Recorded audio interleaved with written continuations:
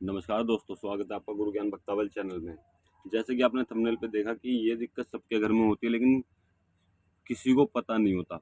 1 या 2% भगत होते हैं जिनको पता चल जाता है। सिर्फ 1 या 2% भगत होते हैं जिनको पता चल जाता है, वरना लोग जो बाकी भगत होते हैं, वो कोई खींच मारता रह जाता है, कोई उपाय करता रह जाता है, कोई उतारे करता रहता है, कोई जायफल कुछ भी कुछ करता रहता है। लेकिन भगत को समझ में नहीं आता है कि ये दिक्कत क्या चल रही है। ठीक है, और ये भगत बनते ही दिक्कत नहीं होती है। मैं आपको बता दूं, भगत बनने के साल बाद, 1 साल बाद या 2 साल के अंदर अंदर ये दिक्कत होती है। और सबके साथ होती है, ऐसा कुछ नहीं है कि किसी के साथ नहीं होती, किसी के साथ होती है। ये सबके साथ होती है। अगर 100 भगत है ना, तो 100 के साथ होगी, 100% होगी। और ये दिक्कत आपके साथ भी हुई होगी। ठीक है, अगर आपके साथ भी हुई है तो आप मुझे कमेंट जरूर कीजिएगा। अगर आपके साथ ऐसा कुछ होता है तो आप मुझे जरूर बताइएगा। अब मैं आपको बताता हूँ कि दिक्कत होती क्या है। देखिए, आपके घर में क्या होता है, आप कहीं बाहर गए, जैसे कि आप भगत हो, ठीक है, आप कहीं बाहर गए, घूमने गए या फिर किसी रिश्तेदारी में गए, कहीं भी गए, और घर पे बाकी सब हैं, ठीक है, तब आप बाहर जाओगे तभी घर में दिक्कत हो जाएगी। मतलब कि किसी न किसी की तबीयत खराब हो जाना, और सामने वाले को लगेगा, जो देखेंगे बाकी जो लोग आपके साथ आपके घर में होंगे, उनको देखने में ये लगेगा कि ये ऊपरी है, कोई भूत प्रेत आ गया या फिर किसी ने कुछ कर दिया, तंत्र क्रिया कर दी, तो ये दिक्कत होती है। अब मान लीजिए वैसे में कुछ भी चीज़ हो सकती है, सर में दर्द हो सकता है, ठीक है, बुखार आ सकता है, या फिर कोई चीज़ खेल भी सकती है। मैं आपको बता दूं, खेल भी सकती है चीज़, झटके लग सकते हैं, शरीर में झटके भी लग सकते हैं। जैसे मतलब कि आप भगत बने थे ना, उससे पहले जो दिक्कत होती थी आपके घर में, सेम वही चीज़ हो सकती है। जैसे मान लीजिए आप भगत बने, ठीक है, और आपके घर में दिक्कत होती थी, खांसी, बहुत से लोगों को खांसी भी होती है ऊपरी से, और सर में दर्द भी होता है, किसी को चक्कर आते हैं, किसी को बुखार हो जाता है, किसी की कपकपी छूटती है, और किसी को होता है कि शरीर हाथ पैर में झटके लगते हैं, किसी के शरीर में जान नहीं रहती, उसका मन करता है कि मैं लेटे रहूं। ठीक है, तो ऐसी दिक्कतें होती हैं।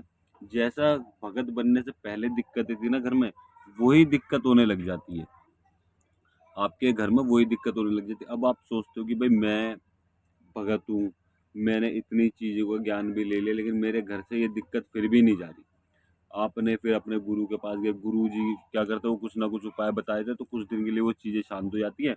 फिर कुछ दिन बाद वो दिक्कतें आती है, फिर आपका मन मुटाव हो जाता है आपके गुरु से, ठीक है, कि भाई गुरु जी, मैंने ये सब चीज़ कर दी, लेकिन इसमें तो आराम नहीं पड़ रहा, तो ये मन मुटाव हो जाता है आपके गुरु से।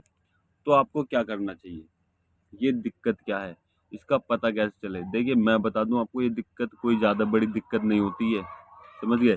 जो आपके घर पे करतब किया गया था ना, वो तो पहले ही कट गया, तो इसमें ना आपके गुरु की कमी है, ना आपकी कोई कमी है। मतलब कि आपकी कम गलती नहीं है, ना आपके गुरु की गलती है, ठीक है।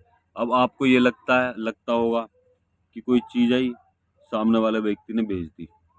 अब कोई चीज़ आई तो उसने भेज दी, हर हफ्ते का हो गया ये, या आप कहीं बाहर गए तब ये दिक्कत हो जाती है। तो ये दिक्कतें होती क्यों है, आप इस चीज़ को जरा समझिएगा, ये दिक्कत होती क्यों, मैं आपको पूरी डिटेल में बताऊंगा इस वीडियो में। जैसे मान लीजिए आपके घर में कोई रोग है, आपने आज उस रोग को हटा दिया, ठीक है, ये सेम है, जैसे आप अभी जो चीज़ मैं बता रहा हूँ, ये पूरी सेम है। आपके घर में कोई रोग आया, आपने खींच मार के कैसे भी उसको हटा दिया।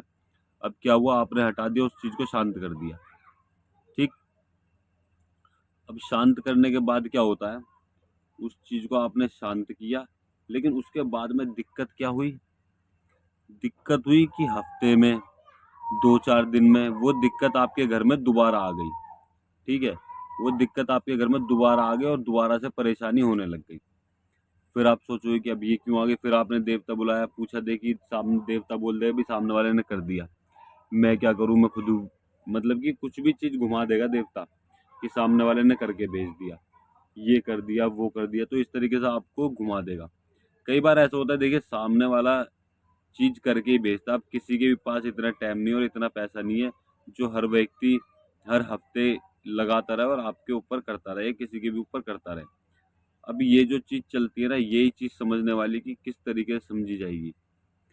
आपके घर पे चीज आई, आपने हटाई, फिर हफ्ते बाद वो दोबारा आ गई, फिर आप क्या करते हो, इस चीज से परेशान हो जाते हो कि भाई ये दिक्कत क्या है, ये दिक्कत कैसे ठीक हो। आप इतने डिप्रेशन में आ जाते हो कि मुझे समझ नहीं आ रहा, आपका कहीं काम करने का मन नहीं करता, कुछ काम करने का मन नहीं करता। तो ये दिक्कत चलती रहती है, समझ गए।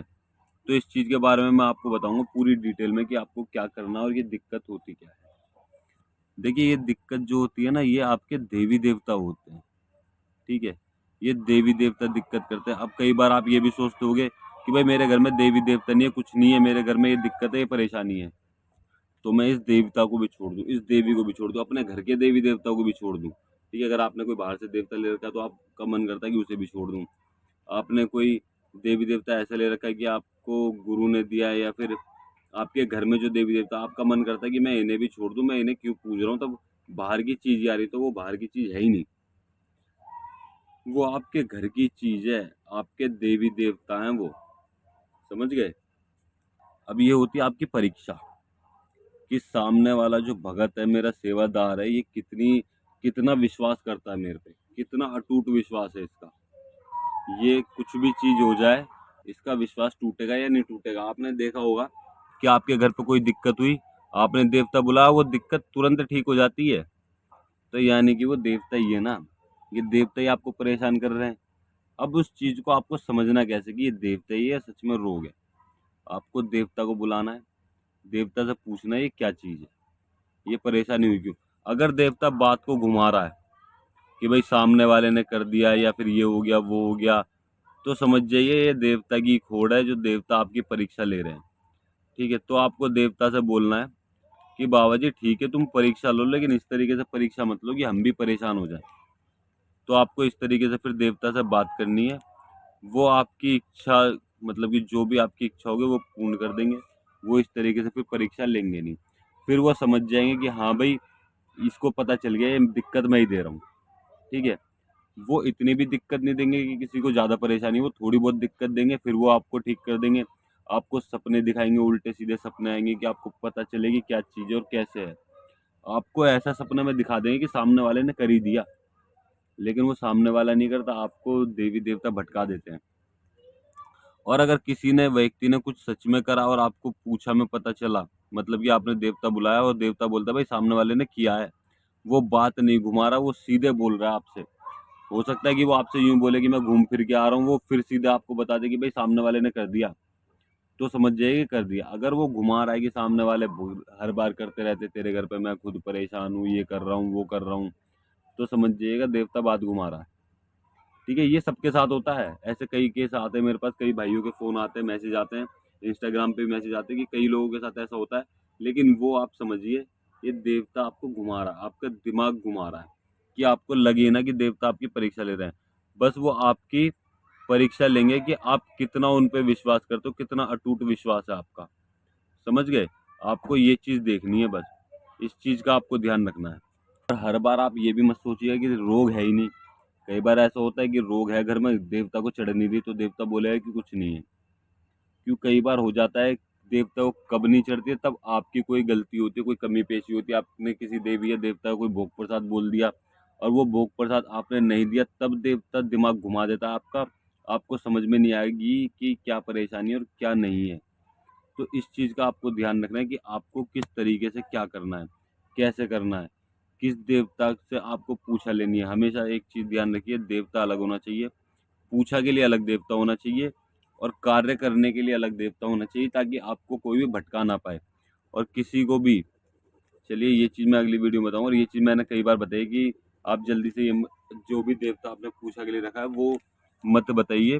और अगर आपको ये जानना है कि कौन सा देवी या देवता पूछा के लिए रखा जाए, तो आप मुझे कमेंट कर दीजिएगा, मैं अगली वीडियो में ज़रूर उस चीज़ के बारे में बताऊंगा कि कौन सा देवी या देवता होता है जिसको आप पूछा के लिए रख सकते हो एकदम सटीक तरीके से, जो आपको एकदम सटीक पूछा देगा। और आप किस किस देवी देवता से पूछा देख सकते हो, और कौन से देखनी चाहिए और कौन से नहीं देखनी चाहिए। कौन सा देव है ऐसा जो देवी या देवता है जो आपको सटीक पूछा नहीं देगा, बाकी काम एकदम सारे कर देगा। लेकिन बहुत से देवी देवता होते हैं आपको पूछा भी देंगे और काम भी कर देते हैं। तो इस वजह से आपको ये जानना जरूरी है कि कौन से देवी देवता आपको सटीक पूछा देंगे और कौन से देवी देवता नहीं देंगे।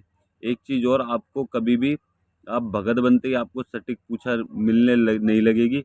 एक 1% लोगों के साथ होता है कि आपको भगत बनते ही एकदम सटीक पूछा चढ़ने लग गई, वरना ज़्यादातर लोगों के साथ 99% लोगों के साथ ऐसा नहीं होता है कि वो भगत बने और उनको पूछा चढ़ने लग गई। उनको थोड़ी मेहनत करनी पड़ती है, सेवा करनी पड़ती है, तब जाके उनको सटीक पूछा चढ़ती है। तो आपको इस चीज़ का ध्यान रखना है। और अगर आप हमसे किसी भी चीज़ के बारे में जानकारी लेना चाहते हो, ठीक है, तो आप हमें हमारे इंस्टाग्राम चैनल पर हमें फॉलो कर सकते हो। इंस्टाग्राम चैनल का लिंक आपको डिस्क्रिप्शन में मिल जाएगा। आप इंस्टाग्राम पे हमें मैसेज कर सकते हो। और अगर आपको हमारे द्वारा दी गई जानकारी अच्छी लगी हो तो वीडियो को लाइक करें, चैनल को सब्सक्राइब करें और बेल आइकन जरूर दबाएं, ताकि हमारे द्वारा दी गई जानकारी आप तक समय पर पहुंच सके।